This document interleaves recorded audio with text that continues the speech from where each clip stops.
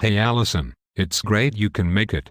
Jonathan, of all days, I really don't have time for this. I am late for work. This will only take a second. Actually, it is your job that I want to talk to you about. Make it quick, Jonathan. You know I still have an hour-long drive to work. I know. And I feel bad about that.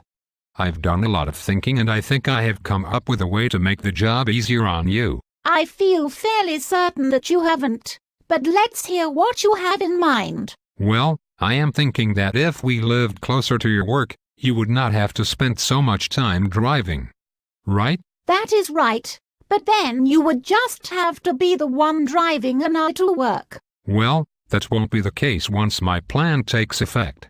Now listen close, because all of this is going into action this morning. Jonathan, I really don't like the sound of this. Hush, we have a lot of stuff to go over.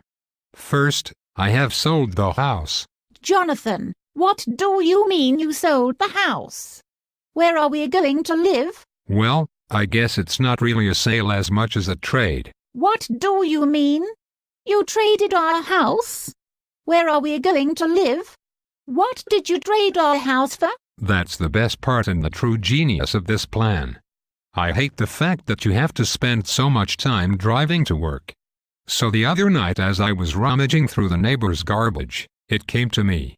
You wouldn't have to spend so much time driving if you lived at work. What? This makes no sense. What do you mean live at work? Well, not so much at work as in the parking lot of work. That is right. I traded the house for an RV. We are going to park it in the parking lot of your job. Isn't it great? Now you will never have to drive to work again. But Jonathan, how are you going to get to work now? Oh, this is just great. I have quit my job so we won't have to worry about the commute. Isn't it great? No! This is far from great. This is the opposite of great. This is abysmal. What are you going to do for a job now? Well, I'm going to open a little food truck business in the RV so I can make some cash from your coworkers in the parking lot. Wait. Let me get this straight. You traded our house for an RV that we are going to park at my job and you are going to sell food out of the RV? That's pretty close, but it is not totally accurate. I said RV, but it is more like a food truck that I'm thinking we can squeeze a mattress in. Jonathan, this sounds horrible.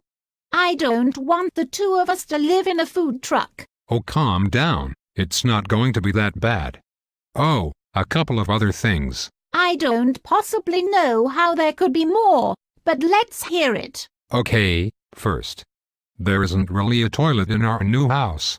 What do you think the possibilities are of you scoring a couple of mop buckets from work to use as our facilities? You know, just until I can get up enough cash to get a real toilet installed. Also, it's not going to be just the two of us. Because I'll need an extra set of hands to handle the double fryers while I'm dealing with customers. I've gone ahead and hired another worker. He's going to need a place to crash, so I told him he can stay with us. Jonathan, first you tell me we have to sleep in a food truck, and now you tell me we are getting another roommate. How are we possibly going to fit a third person in the food truck? Oh, don't worry. He is a real little guy. Maybe you heard of him. His name is Stanley. He comes highly recommended. You are horrible.